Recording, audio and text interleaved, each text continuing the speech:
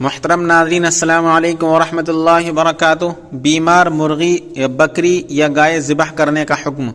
الجواب باللہ توفیق۔ بسم اللہ الرحمن الرحیم۔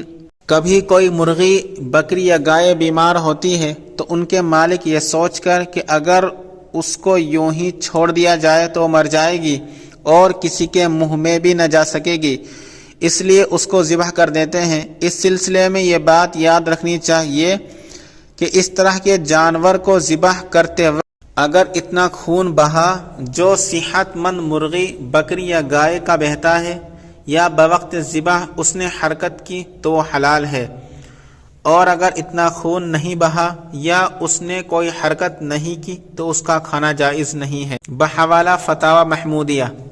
ویڈیو پسند آئے تو لائک کیجئے، شیئر کیجئے اور چینل کو سبسکرائب کر دیجئے۔